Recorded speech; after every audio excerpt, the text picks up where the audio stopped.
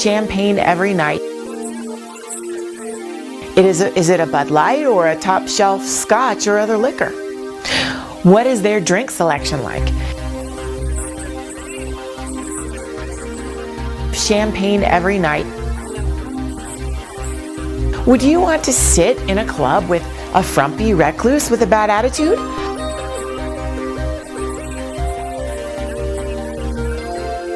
So here are the ways to identify a whale.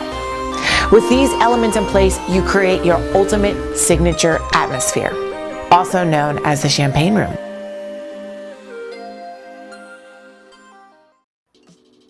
What's up, people? Welcome back to the Champagne Room, where we are joined by the one and only Sean King. Welcome, Sean. Do you have anything to sell us? Not lately. I've also not seen any cops beating on anybody. So no money to raise, huh? Yeah. Growing my hair out does not seem to be helping with the Sean King comparison. That's I'm gonna have to grow it real long, I guess. Oh, I got something that we should talk about. We didn't mention it in the first hour, since we've got ski poet Vaughn here. Vaughn, what are your thoughts on the legacy of Gorbachev in the wake of his demise? Oh boy. I was reading a book on perestroika written in 1987 the other day, which was a very strange experience because basically nobody saw what was coming. There was a recognition of the need for reforms in the mid-'80s. That the kind of Brezhnev period had burnt out, and the kind of semi-return to hardline Marxist-Leninism under Brezhnev had been hollowed out, actually, by a lot of what wasn't done.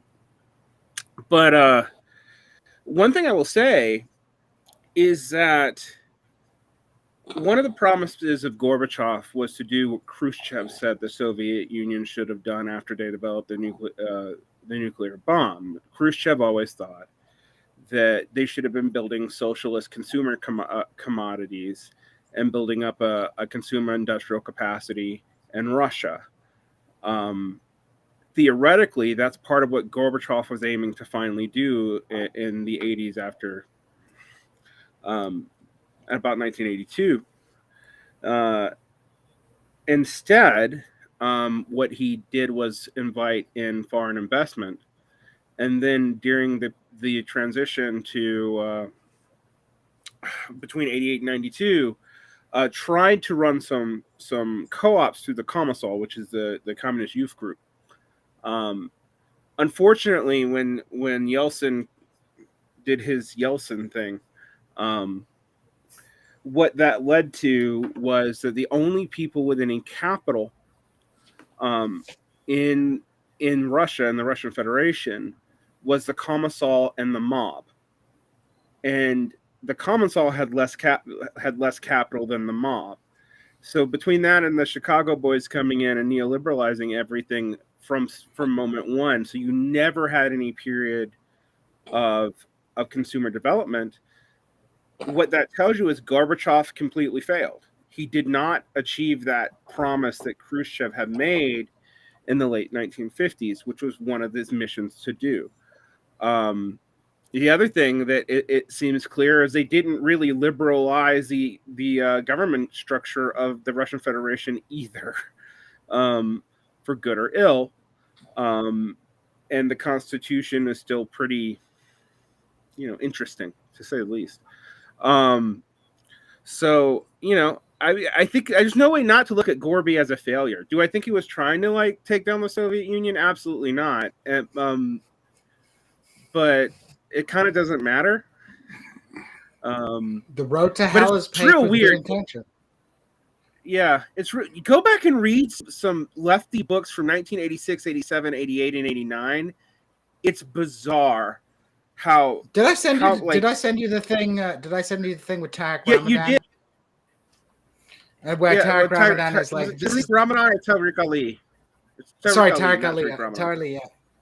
No, definitely not Tariq Ramadan. Tariq Ali, yeah. Tariq Ali, dedicating his book to the great reformer Gorbachev and Yeltsin. in the late Right. 80s. Didn't age well. But we got to Yeah, save it's like that in for '86 that book was released. Yeah. 86, 87. But we got to save Gorbachev talk for Thursday night. That's going to be a big juicy one for Thursday night. We don't want to shoot our Gorby loads, as it were. All right. Yeah. I mean, Beyond the Pizza Hut commercial, the sad end for a socialist leader flogging bad pizza. Wow, I didn't know that. Any Sudi, do you have any thoughts? Not really positive. That's all I can say. Just all I remember is yes, commercials, being a little confused over who he was in the 90s because I was still like just a kid, and then later on being like, wow, that was. I mean, I can't really complain because we are living in a very free, democratic, anti-imperialist world. So I think one of the greatest tragedies that happened in the modern world was the fall of the Soviet Union. I think that it destroyed the capacity to have a counter hegemon, a true counter hegemon to the United States. I don't think we would have had the war on terror the way we did, if the Soviet Union hadn't fallen. That's possible, but there isn't, you can never know with counterfactuals because it's always guesswork. So what happened. But there is with the liberalizing of the Soviet Union, there's an entire possibility that the United States and Soviet Union could have found common cause in the war on terror. We could have had a situation where we move away from the aggressive Cold Warrior period into a period of détente, and within that circumstances, Islamic groups could have served as a possible point of alliance. I mean, because we just don't know. The Chechen conflict provided that opportunity. I don't know how far it would have gone though. I think that the United States has I think that there's certain types of preemptive rules of engagement that exist within the foreign policy consciousness of the United States. One of those preemptive rules of engagement is a fundamental distrust of Russia as a nation-state project, and I think a fundamental desire to undermine Russia as a nation-state project. And I think that it is not something that's simply rhetorical. It is part of the ethos of American foreign policy realpolitik that stems from the fact that Russia represented at one point an ideological opposition to everything America claimed to want to represent in the post-Bretton Woods order. And that was intolerable. I think there's also perhaps a deeper aspect to this as well. Traditionally, historically, since the beginning of the 19th century, Russia has been, greatly dismissed and distrusted by the liberal powers of the world. The capitalist liberal powers were always, fearful of Asiatic despotism and the fact that Russia was never really part of the European bourgeois order. It was always an outsider, and especially in the mid-19th century, operated as the underwriter for the maintenance of the ancien regime in large parts of Eastern Europe. There is a deep ambivalence towards Russia, both stemming from the 19th century history of liberalism and then the subsequent flip where Russia ceases to be the most reactionary power in the world, maintaining, a decrepit pre-capitalist order, to becoming the potential center of the overthrow of capital. So I think you're right, Pascal, but I think there's like a deeper ambivalence towards Russia that is born out of, liberalism in the 19th century. Maybe I'm, misstating it. I think that well, one thing, if the Soviet Union had to exist, then it wouldn't be taking the course necessarily that Gorbachev was doing necessarily. But I would still think that the United States then would still be feeding more weapons and more resources to quote unquote Islamists. I think that would be one thing I think that wouldn't change just because. And then who knows where it would go from there. But I thought for a moment in the 19th century, the British or the English were allied with Tsarist Russia.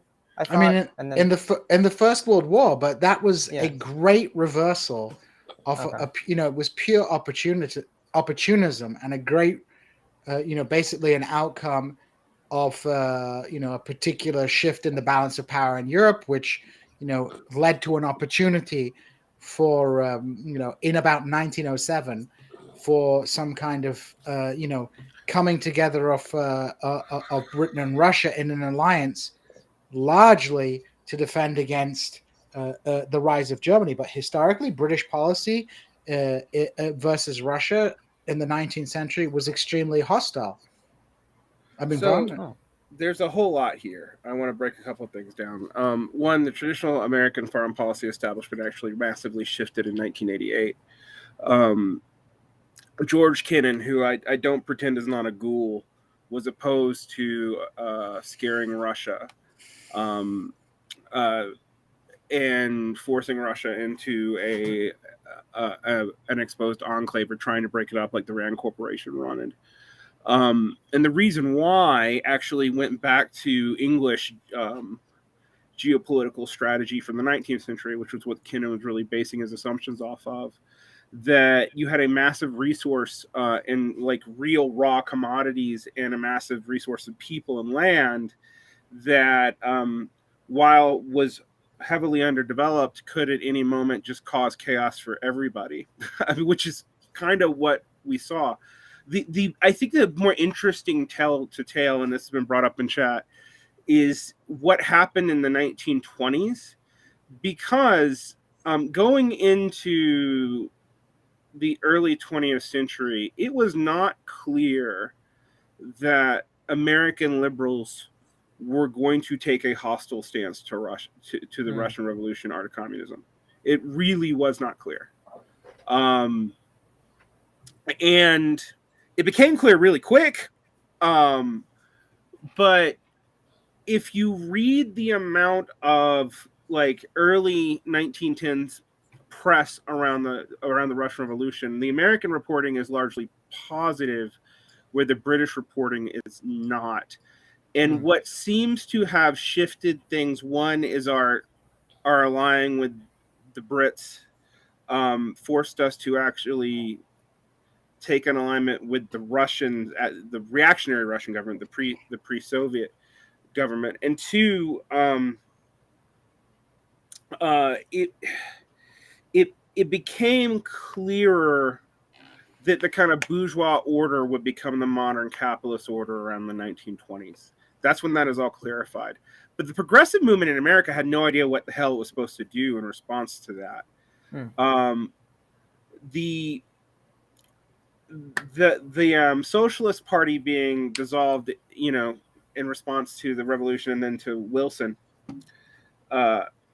really hurts any pivoting there. But also the remnants don't make any sense either, because like you look at like people like John Dewey, who are ostensibly fairly pro USSR in the beginning, and then glom on the Trotskyism later, and by the 1950s are basically pushing anti-communism, and you had that over and over and over again. There's two books I would tell everyone to read that's pretty good on this, that are kind of old, and then maybe I might tell someone to read a newer book, and that's American Rebels and the Russian Revolution, which is how I think, Pascal, this mindset was made. And then we have to look again in 1988 when the mindset really locks in, because the old establishment was the one that they were like, well, all the reactionaries like, well, we just won. We got rid of them. Let's not put Russia back into a corner. Kennan said either don't expand NATO at all or include Russia in NATO. And George Bush scuttled that immediately. And I think the counterfactuals are interesting because there also is a way in which we might have seen an even more reactionary United States if the USSR were still around. But to me, I hate to put the blame on socialist countries, and this is actually relevant to some of what we were talking about, you guys were talking about in the first hour, but the Sino-Soviet split is kind of how this all could happen at all. So, there would have been, it wouldn't have been a counter-hegemon. You would have a socialist hegemon if there was not a split between Russia and China in the 1960s.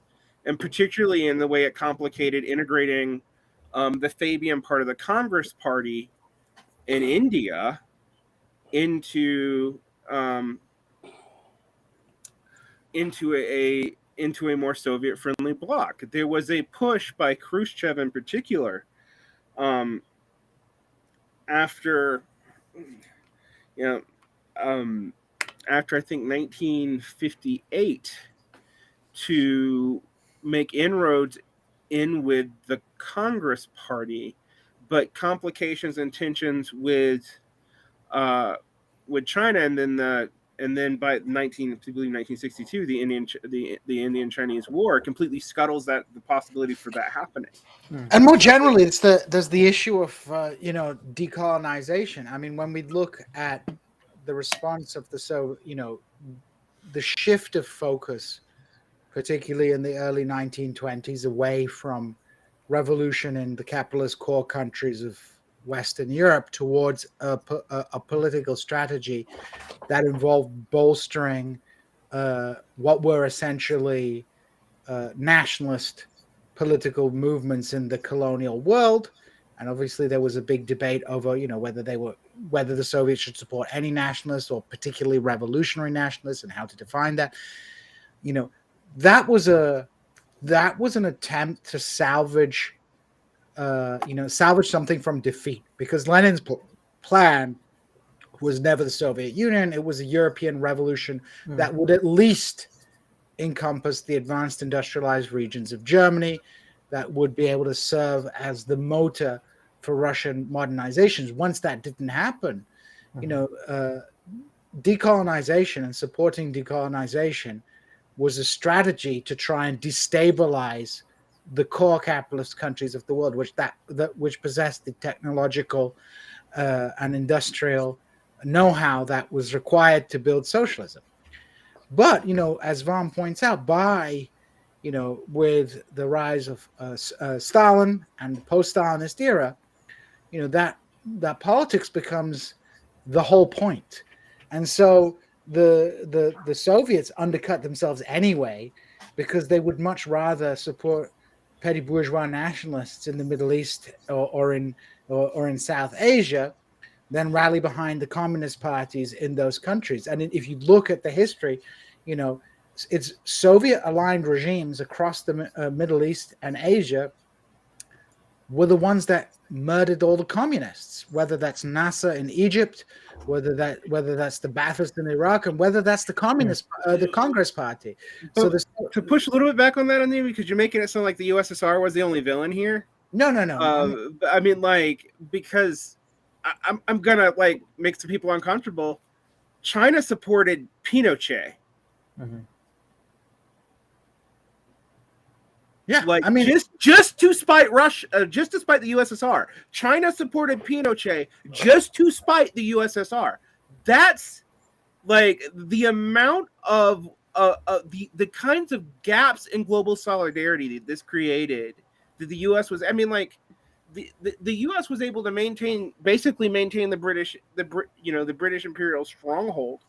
And our entire money system is based on this imperial stronghold. I know that the open secret in MMT is the only people who have currency sovereignty happen to be the Anglo-American successor states plus Japan. But yeah, go ahead. Sorry. I'm much more sanguine on the Russian Sino project, Soviet Sino project, because frankly, as two revolutionary nation states, born of literally fighting off the worst of imperialism in their regions, having no allies, dealing with the United States, which was a monster paradigm. The post World War II shift to American intelligence and all that. These motherfuckers did the best that they could. Maybe they didn't. Maybe some people think they didn't. But I mean, I'm sorry, man. I'm not going to shit on people who fundamentally had the only concept of a liberatory project in this capitalist piece of shit world. That made it seem like they were some Except that kind they're of- why we have this capitalist piece of shit world, because they fought each other. Well, yeah, they fought each other. But I mean, listen, man, these motherfuckers, man, shit is not. Revolution is not like checkers, man. I realize that, but Well, in the Indian context too, like West Bengal, you had the CPIM in power, elected in West Bengal, and then they did find themselves in competition with the Maoists, right? And it's because of also the Bangladeshi struggle for independence that created a lot of complications over which side to be in. But yeah, that's just it's a little bit complicated. And I think also, frankly, in terms of what we're talking about, in terms of Gorbachev and the different things that he tried to do, which again, I now knowing more about the situation, I'm just, I don't know. I think the USSR, even if they rallied behind some national bourgeoisie elements, screwed themselves over ultimately in that sense too. Like, Well, they screwed over Yeah. the left. I mean, that's the Yeah. problem. It's like they screwed over the left in these countries. If you look at Iraq, if you look at Iran, if you look at Egypt, cases where I know the best, ideologically, these parties were just not prepared to take power because they had to follow a Moscow line that told them you need to rally behind the left-wing nationalists in order to keep the further right-wing nationalists. And what happened in Iraq? Well, Yeah. the Communist Party rallied around Abdul Karim Qasim. Qasim played with them a little bit, used them a little bit against his enemies, but then started suppressing them. And then when Qasim got couped, who did he get couped by? He got couped by the Baathists. The Baathists started wiping the communists out, shooting them on the street. My father cycled to school in Iraq and witnessed the Baath Party people coming out and executing communists on the streets of Baghdad in 1963. The Iranian Revolution, because they were wedded to the notion that semi-colonial states must go through the bourgeois democratic revolution before they can achieve socialism, the bloody communists in Iran rallied behind the Ayatollah, right? They like literally rallied behind Ayatollah Khomeini because they believed, according to that two-stage revolution theory, that they had to allow the national bourgeois democratic revolution to take place. And where did it get all those hundreds, thousands of Iranians, leftists, a generation taken out into the fucking prisons and murdered? Can we quit But arguing about like the moral value of historical events because essentially that is what we're doing. Mm-hmm. I don't really care. I know that sounds crazy. What I am more interested in is what set the communist world so adrift that it did these things that undermined its ability to function in the long run. And there's a couple of key points I'm not even particularly interested in talking about. But you know what? Every one of these things is tied back into the shift in war after World War II and during World War II to the Popular Front strategy, as if the entire world was fighting the European battle. And at this point, we can actually point out here that there is some, and I hate to throw this word around, but Eurocentric assumptions that caused a lot of mistakes in the Middle East, between Russia, India, and the Soviet Union. Between the Soviet Union, India, and the People's Republic of China, between Vietnam and Cambodia. And the U.S. was able to take advantage of those divisions between coalitions of different bourgeois nationalists who have different interests. I think I think where I'm sympathetic to Pascal's point Like, even though I'm saying we do have to hold them accountable for where it happened, it's not to me that, because Gene, there's no denying what you're saying, and Well, I think I'm not saying it. I'm not saying it from a moral perspective. I'm saying that it was a failed political strategy that ended up not just losing political power, right? Not even just getting purged from your jobs, like in the United States, right? Or some assassinations, but hundreds of thousands of leftists killed and the annihilation of the left in these countries. Now, obviously, there's a moral dimension to that, but that is a failed political strategy. right. Does that mean everything that the Soviet Union did was bad, or that China did was bad, that everything was a product of bad leadership? No. But The problem that we have is we can't talk about this without talking about the fact that these things have been weaponized by anti-communists now for 100 years. 100% true. Like that's the whole, like, they've been better at strategizing this shit at us. And this is where, like, what people, there was a Stalin versus Trotsky debate in the chat, and people want to ask me about, if you ask me about Stalin, I have major issues, but I don't want to just rehash all the anti-communist shit, because some of it's not true. For some of the stuff that happened in the 1930s in the purges, some of the excesses were local events.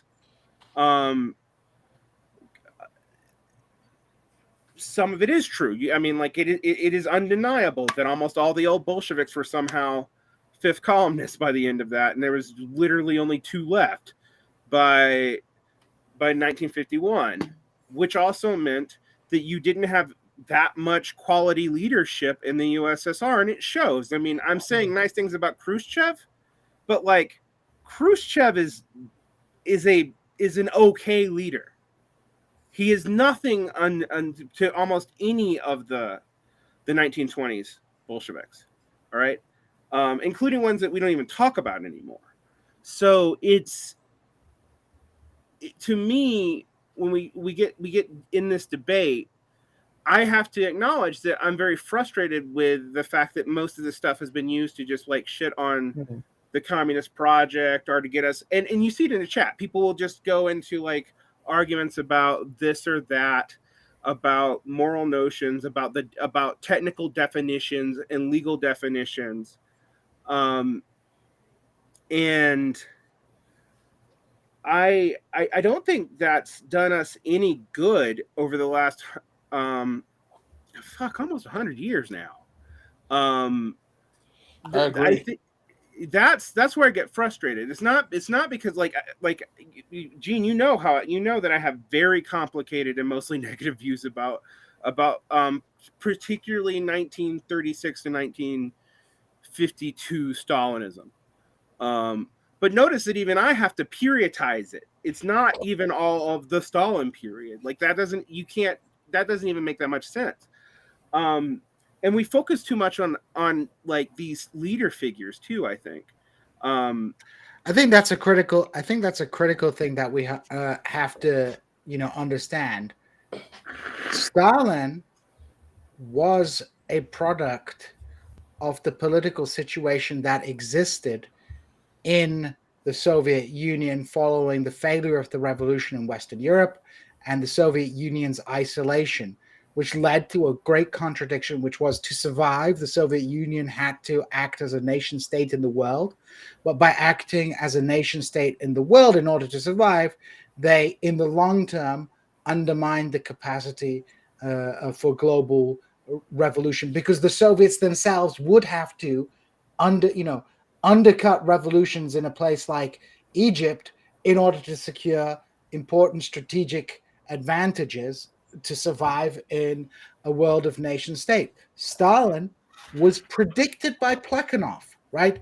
He was like, Plekhanov predicted, the father of Russian Marxism, predicted that if there was to be a revolution in Russia and it remained isolated in Russia, you would have something called Incan industrialization, where the state, in order to survive and industrialize, would have to deploy an enormous amount of violence to drag Russia into the industrial world, and then the socialists, not the capitalists, would be blamed for that violence.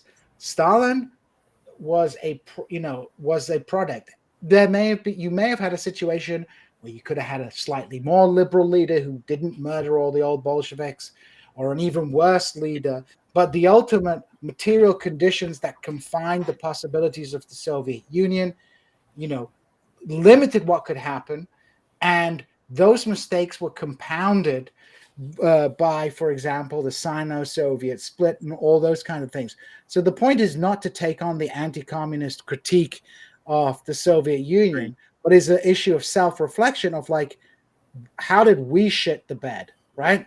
How did the socialists? That doesn't mean it's not a binary where everything is either good or bad, or one person is right or wrong. It is to understand through like that the historical dialectic, the contradictions, and the material limitations that explain the current situation we're in. Just getting going like, well, you don't shit on the Soviet Union, or like, you have to shit on Stalin, otherwise you're a fascist. That is a pure like bourgeois form of morality, right? But, Yeah, go ahead. Sorry. No, I didn't American mean left to, politics, though. It is. Go ahead. I didn't mean to cut off. I just meant. Well, also, Frank, I guess. So it's like the simple conclusion of like, you can't just blame everything on capitalism, but at the same time, like what's the role of choices being made, who makes them, and what affects, all that kind of stuff. But for me, also just the debates about this stuff is interesting to me. And when I brought up the criticism, I'm actually, I think the world is worse off because the Soviet Union fell. That's where I'm finding. But I also think there are things that we need to think about as to why it happened. So I agree with Gene. But also, frankly, to be really honest, even the Stalinism thing, like, it's almost as if some people think Stalin lived for like 80 plus years.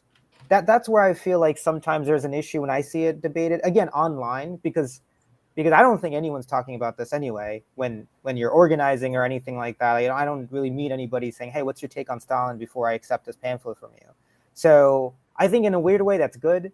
But I also think like these kind of discussions about Stalinism frustrate me because, or even about the USSR, is because there is a tendency, even if we don't want it to be anti-communist, to get wrapped up in certain kind of discussions. But I know in this space it's different. But I also get a little bit annoyed because at the end of the day, again, like for me with China, again, in West Bengal, the Naxalites, they literally were fighting other communists. Yep. My dad was part of the Naxalite movement. Then he was dragged out of it by his brother-in-law. Thank God, it was not going well. And to what you mentioned, my grandfather saw Indian troops coming in and trying to handle the situation, and they were like the communists. So it's a very split family in that sense. But I don't hold like Mao himself, like with the Pinochet thing. I don't hold Mao up here as some people want to choose to be, or down low. It's just more like, how did it happen? Why the F did they choose to support Pinochet? Oh, it's spite or something else. But then again, there's aspects of history that are still like, what aspects of history still can play a role in how we identify problems now? So like, we have a bunch of children on the left who, I mean, they're not in age, but I mean, just who look at these guys as like superheroes for a T-shirt. It's like I'm a tanky. I'm a Maoist. Get the fuck out of my face. well, it's Well, yeah, both ways.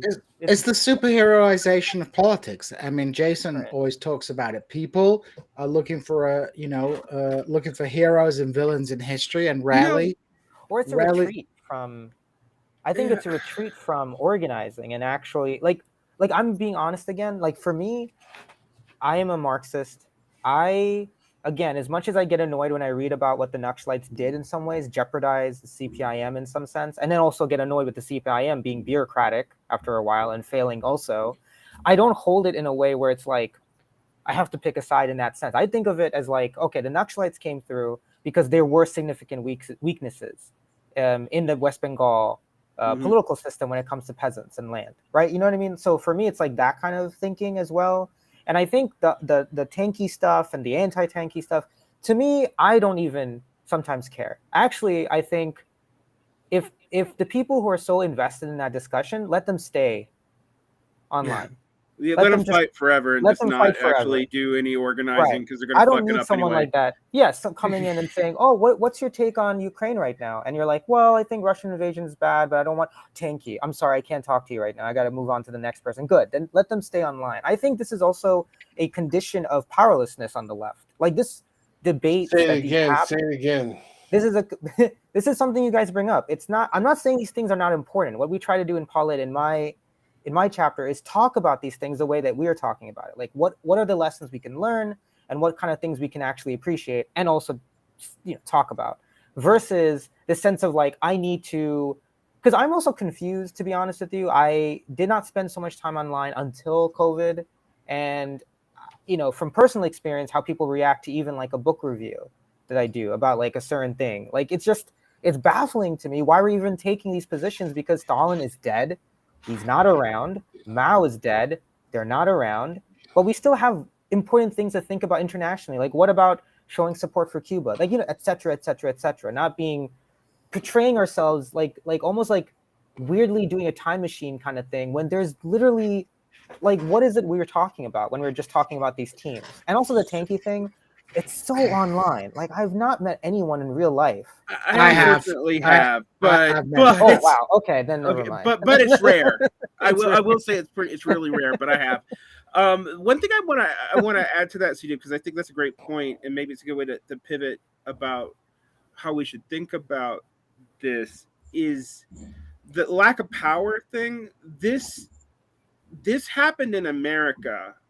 This move from active politics, where you have someone like William C. Foster, who is like a syndicalist but allied with the Soviet Union and like working with the TUL and then with the CIO, because that's where he saw his interest being, even if that wasn't his ideology, into the period after the 1950s, which is when these cults of these kind of like rigid ideologicalizations really happen. I always tell people that I want you to think about how large the movement is when you adjust for population, because the communist movement in like 1971, even in the United States, if you added all the known numbers we have for the various communist and socialist organizations up, in 1971 we had about 1 million people. They were spread out over something like 150 organizations that hated each other. And all of them were over these weird esoteric lines that had nothing to do with the United States. Some of them were more defensible at the time because like we are talking about like positions in regards to how you should view the Soviet Union and stuff like that, which makes sense in 1971, which after 1998 makes no sense. Because when I came up, one of the things I found deeply unattractive about the left that I encountered in 1998 and went off and became a reactionary for a while is I met all these people that really cared about really small bullshit, about like how we define the particular way in which the Soviet Union failed. Like, was it bureaucratic collectivist? Was it state capitalist? Was it deformed workers like a state. What kind of and like they really cared about this shit, and I'm like, it's 1998. The Soviet Union hasn't existed since I was 12. Like, and that was then. Now it's like a lot of those organizations have just gone away now, and I mean like literally the last 2 or 3 years. And I'm like, why couldn't you get over your shit? I mean, but that's the problem. It's like a retreat from politics to a certain extent. But at the same time, being familiar, like it's not like endlessly debating, the economic character of the Soviet Union is probably futile. But particularly in understanding, the history of socialism in general, the different tendencies and the outcomes of those things, there is a utility in that. We talk a lot about the Popular Front. Pascal, you've done a whole Mau Mau hour on the Popular Front. Well, you know, a lot of people thought like this alliance, left liberal alliance, was the first thing, you know, ever to happen. And you have all these, ironically, all these Stalin avatar people on Twitter yelling about the Democrats, when in fact, you know, who was it who, you know, facilitated the liquidation of the American left into the Democratic Party in the first place? Well, it was the post 1936 Popular Front strategy. Now, whether or not, you know, people make mistakes, they make, you know, politics is hard. That's like, I don't know what the fuck to do, so don't ask me. I don't have any strategic thinking. But if we know at least history, we can be aware where political strategies worked, where they didn't work. Maybe there are things in the past that were true that today, perhaps, you know, they're not true, and they're not applicable to our situation. But we should know these things, because socialism is not like an emotional vibes political tradition. It is a political tradition that people should know. And, you know, the more I interact with the American left, the more I seem to understand that the majority of people's information about the history of the left largely comes from fucking memes. Yeah, Well, it kind of does. Can I just say, I also, I mean, we talked this on Varn's stream about the importance of education. So like, I obviously run the Paul Ed with other really awesome folks in my chapter, and we focus on history and theory. But I think the frustration for me comes in is when it doesn't leap into the modern day in terms of, like, say for example, Cuba again, or Venezuela. You know, these are not countries that are perfect. Obviously, they have issues internal, not just about, you know, things that are happening to them. But if there is somebody out there who's still having a battle waged in their head about the Cold War and a third line or something, and it translates into suggesting that Cuba and Venezuela are just Stalinist, and then that translates into people, you know, interrogating the DSA IC committee, which is an interesting committee in the DSA that's trying to push something. That is when I get really frustrated too. Like, it's the question of how, like, I think what's happening on the left is very complicated. I don't think it's necessarily just that people are competing against each other. I think there are like segments. There's a segment of people who live online, good for them. You know, I really repeat this. Like, it seems like some of them are just not. I'll be very, very frank. Yeah. And I say this as someone who got his political education from people who were revolutionary socialists. Large part of the phenomenon you're talking about is that we have a large number of leftists who are in ideological tendencies that are rooted in opposition to the Soviet Union, based on the Stalin question. And right. They view any form of Marxist-Leninism as an abysmal, and they have no support for it whatsoever. Well, I would, that's one segment, but I also think of the segments being online to some degree, and then because you can also learn history. I do believe some people who are arguing these things know some things, but they don't know them in the way you should, which is in groups of people and also doing stuff as you're learning. You see, so I, like, for me, I'm not a Stalinist. Like, obviously, I'm not a fan of Stalin, but I also know that me just mentioning some things that he's done or just mentioning that time period is not going to, like, ruin the world. You know, like, we still can and that's because I know people around me who, you know, challenge, and I challenge them, versus someone who's just reading these things, right? Whether it be through memes, maybe, or maybe they read an article on Marxist.org. Maybe they read one-page thing that Mao wrote about Stalin, or vice versa, or something. But they're not doing it in a way that's actually collective, or something that's going to make them actually put that into some kind of practice. And vice versa, I think there's also a segment of the left that doesn't want to read and just want to go. And that's also another issue we have to contend with. When you're just doing short-term things, you're missing out on the long-term goal of what socialism should look like, rather than just raising wages for now, which is important, and other kind of strategies, like the Popular Front thing. We need to get rid of Trump, fine. But what is your long-term goal, right? That's going to direct you into a certain strategy to make sure it doesn't, again, bite you when you're literally now living through COVID. Living through COVID, and there is literally not what I thought would happen. Like a few months into COVID, people were saying universal healthcare. How can anyone deny that truth? Here we are. So how did that happen? Is when you melt yourself into a Democratic Party that's not Popular Front. That's how you get it, right? That's how you say get it. Like, there's one boogeyman that keeps on reeling its head. It is. And look, like, as a person who will say that in Europe, the Popular Front actually did save a lot of Europe from fascism. So there's a big caveat to me talking about it. That the thing is, what you did in Europe and what you do in the whole world probably wasn't you shouldn't have been the same thing. Yeah. And that's, I guess asking for flexibility of thought. I mean, it's funny to me when we talk about a Marxist-Leninism in America, because the two biggest Marxist-Leninist parties I know of are actually both Trotskyist splits, which is kind of funny. And the reason why, I mean, this actually speaks to what Pascal is getting to, is there was a section of Trotskyists who really did think that they were being used for anti-communist means. They became staunch Soviet defensists, and there was kind of three different versions of them, and one of the versions actually went more hardcore pro-Soviet than even a lot of the official Marxist-Leninist parties did during the Prague Spring. That is where a lot of our current round of MLs come from, but they don't know that, they don't know their own history. And there's also the phenomena, like there is the phenomena of liberal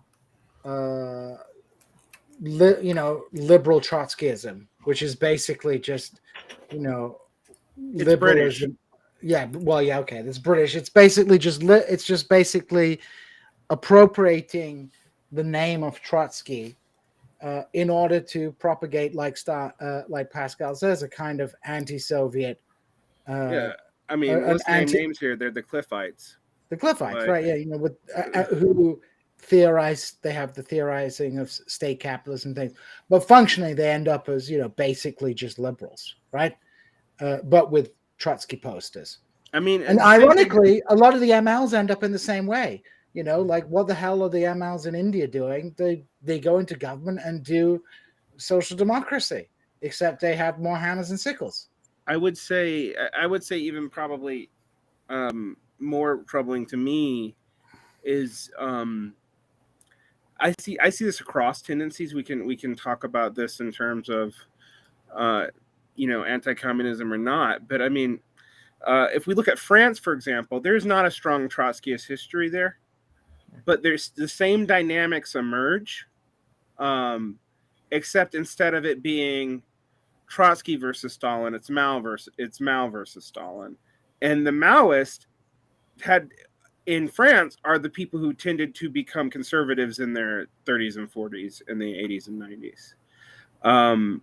And I bring that up because in some ways us talking about these ideological tendencies is not actually properly politically, economically salient. We're not talking about what causes the tendency. We're talking about the ideological content of the tendency.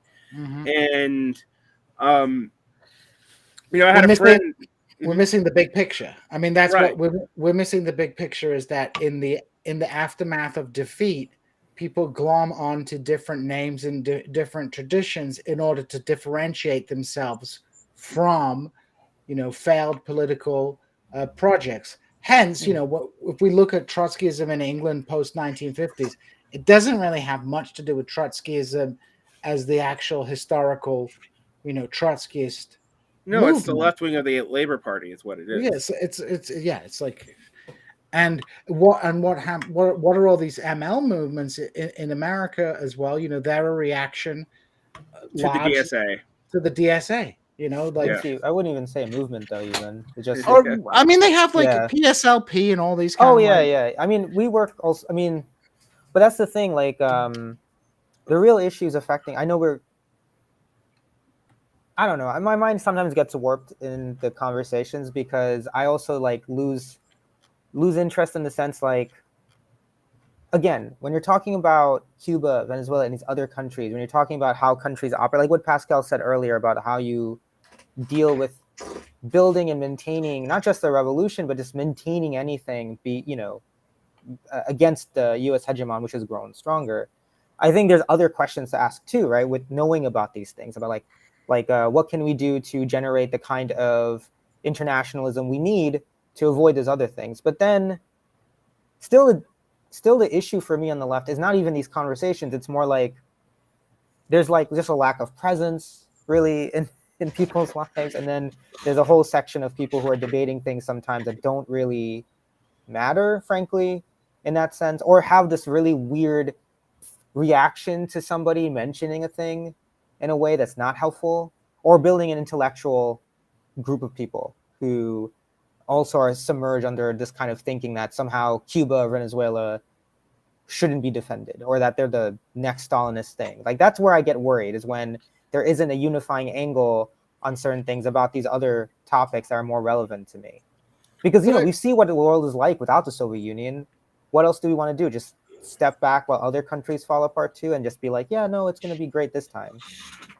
But assessing history matters. I mean, Pascal. Oh yeah, no, yeah, definitely. Pascal, correct me if I am speaking out of turn, but your critique of black politics in America is not born out of vibes, or that you don't like fucking Kamala Harris's TikTok videos.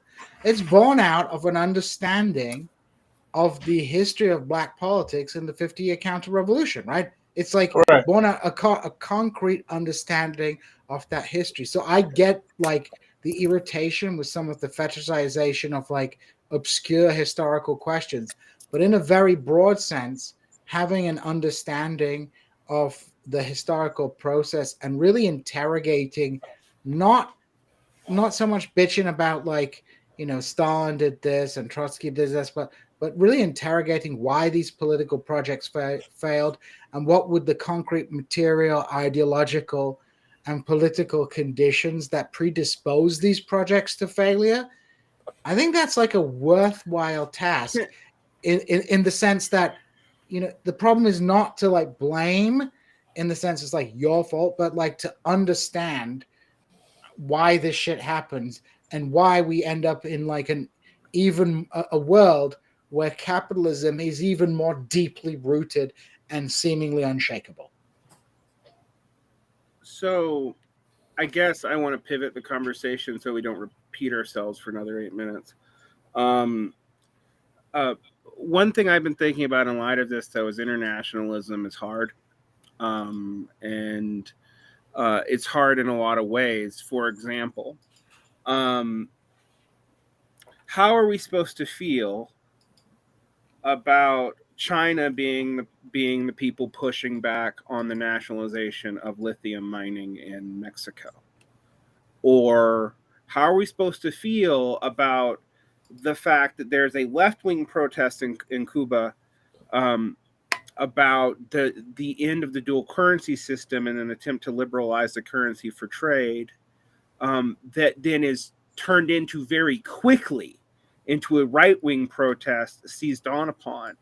But but the thing is, I agree with the protesters about Cuba trying to float its currency and subjecting itself to what's going to happen to it if it subjects itself purely to the national market without a mediating second currency, which is how the Soviet Union handled it when it was doing trade with the world too, because it's going to subject them to discipline from the American Federal Reserve. So like these are things that we have trouble talking about, because I mean, I've literally been told I was a anti-communist for bringing some of this up, when I'm like, no, I think you want to talk about a country whose socialism, I think we can pretty much with one caveat almost unobjectionably support. It's Cuba's. Like it's a pretty clean history. The only blot on its history is the way it handled the AIDS crisis and homosexuality, and it fixed that. All right, so it has unequivocally been heading in the right direction for the last 15 years by almost all left standards. All right, so why can't we even like just look at that? And the thing is, the way we frame this, and this is where I both agree with Gene, but I do think we have to deal with the anti-communist context, and that these debates are distractions, and unfortunately they are something that can ruin an organization that is actually doing something. And this is maybe where I'm a little bit more worried about it. The SUDIP is these debates, and I'll actually name names and give an example because we're behind a paywall. I was involved with an organization called Vigila. We're not behind a paywall. It's free champagne tonight. All right, whatever. I was involved in an organization called Vigila La Migra for about a year, and what we did was get undocumented immigrants legal protection. We would make sure they had translators if they had to deal with ICE or local sheriffs or whatever. And we did have someone come into that organization with it wasn't people responding to them. It was people within the organization starting the organization off with like, how do you feel about the primary contradiction of capitalism and Chairman Mao? All right.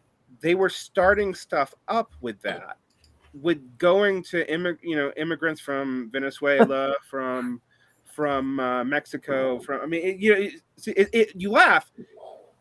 It eventually destroyed the organization because that person was involved with a certain group. They changed allegiances originally from the PSL to the Black Hammer organization. They took an entire house of activists with them. Go Black Hammers. All right. Now, everyone would tell me that Black Hammer is something that only exists on the internet, and it may have actually been an op, because it had money that I couldn't understand. But I encountered them in real life, and they destroyed an organization that was actually doing good work. One thing I will tell you, I never ask people their ideological commitment when I'm organizing with them. I don't go, okay, are you a Trotskyist or a Mao? I just don't give a shit. Like, we're doing work. We have work to do. We have educational stuff. We can debate it later. The work is the most important thing at that moment. Are you going to endanger anyone in my group? Then I care about that. But if you're not, I don't really care what you believe any more than I care if you're a Buddhist, a Christian, a Satanist, a Shiite Muslim or whatever. Those things aren't important to me in that moment. But I did see it totally destroy an organization. And what is interesting is that's where that online world hits into the activist world in a real way. But sometimes you don't even know if that online world is like not doing something else. Don't want to go into all the scandals around Black Hammer. They're well documented, but this was in 2019. We had no knowledge of any of this. This was even before the Anne Frank controversy happened. And like I said, we don't question who comes to aid us unless we think they're a cop.